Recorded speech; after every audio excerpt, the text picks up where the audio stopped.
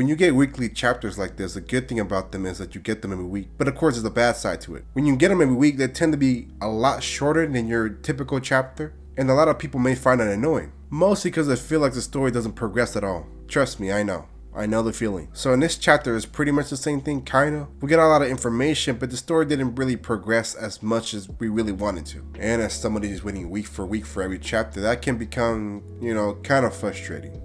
But enough about that. Let's dive into this chapter already. So this chapter starts out with a protagonist falling into I wouldn't even call this a mouth. We all know what this is. It's not a mouth. Mouth doozy? I mean, hey, I'm gonna call it mouth doozy. They're about to fall into some mouth doozy. About to be devoured. But somehow or some way, Denji manages to get the motorcycle to wedge in this devil's teeth. And the funny thing is that Denji is telling the fallen devil, hey, call me crazy, but didn't you say you didn't like when people didn't finish your food?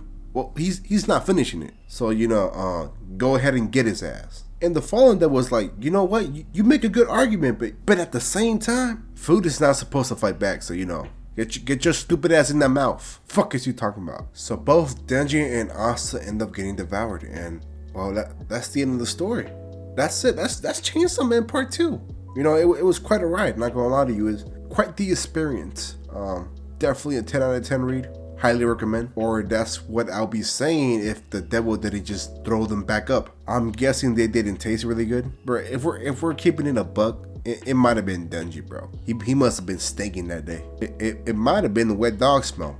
That might have been the reason, not gonna lie to you. So when this worm thing spits up Asa and Denji, you already know that the fallen devil was finna trip out. I mean, it was already stated that she doesn't take kindly to people that don't finish her meals. And this was one of those cases. She starts to trip out and she basically annihilated this thing in one attack. When you think about it, we really didn't get to know what this thing really was. No, like for real, what type of devil was this supposed to be? Like a worm devil? Like, I guess it doesn't really matter now, does it? So the worm devil gets destroyed and Denji and Asa manage to live another day. Now, if you ask me, that's one hell of a first date, not gonna lie to you. I mean, look at it. It doesn't get more intimate than that, right? Being almost devoured to death is pretty romantic in a certain way. Then something unexpected happens. The fallen devil starts apologizing. Yeah, I'm like, oh shit, we about to meet the higher ups? Yo, this is what I'm talking about. This is what I've been waiting for. Nah, bro, it just turns out to be famine, bro. I mean, am I surprised? No, not really. I kind of expected that, but at the same time, come on, man. I wanted to meet new characters. I wanted to meet somebody else, but I guess I should have known better. So Famine orders the fallen devil to return back, and as the fallen devil is like disassembling, she ends up dropping this.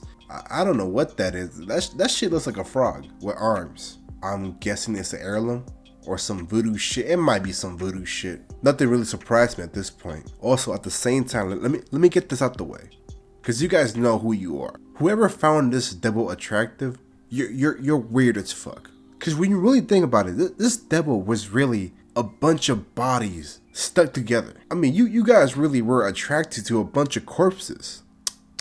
Disgusting human beings. We know you guys have a shrimp. So Famine starts talking to somebody, asking them, yo, how did you get them to barf and back up? Yeah, I'm like, yo, who is she talking to? Bro, she's talking to Naruto, man.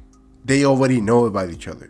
I'm over here thinking they're about to have like a big reveal. Nah, they already know about each other. That pissed me off. I'm over here making theories of how it might happen or might go down. They already know. I mean, they're talking to each other right now. But you know what? I'm excited to see Naruto. We haven't really seen her that much in this series. But Naruto goes on to explain that she used her powers to manipulate, I don't even know, that worm thing into thinking that Denji and Asa taste nasty. Then we have Naruto ask Famine, yo, why are you doing this? Then Famine says, the Nostradamus prophecy is going to come true. And eventually, the age of humans is going to come to an end, allowing the age of devils to take its place. Freaking Naruto, she's like, oh yeah, that sounds like fun. You little shit, no it doesn't. Even Famine's like, yo, I don't want that. There'll be no pizza, no Chinese food, no nothing. Absolute garbage. I mean, it kind of sounds like Detroit. You can't have shit in Detroit, man, I swear. And I just love how that completely changes Naruto's mind. It's like, oh yeah, the apocalypse? Oh, that shit sounds lit. But no pizza? Oh yeah, that's when I draw the line.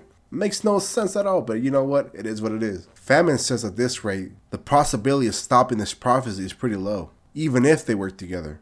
But then again, maybe the war devil can help. And I love how Naita just calls her out. She was like, bro, didn't you just try to kill her? Like just a few seconds ago? She's like, oh, nah, that was a prank, bro. I was just pranking them. I was just playing around, man. Basically, she was just starving that devil to potentially use him in the future as a pawn. Then Famine goes on to ask for Naita's help, and she declines.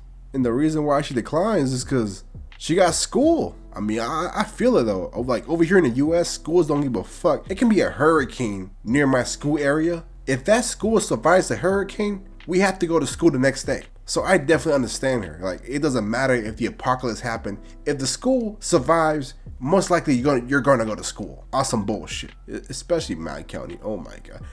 For some odd reason, my county was the last one to close. Every single time. Especially the year we had a flood. Oh my god. We had a flood in my state and we still had to go to school 2 hours delayed. Just cancel the day. Like, bro, it's not that serious, bro. Oh my god. I don't miss those days. Oh my god, I don't miss those days. But yeah, this last panel is pretty cute. I mean, she loves school, man. Definitely a scholar. Hella studious.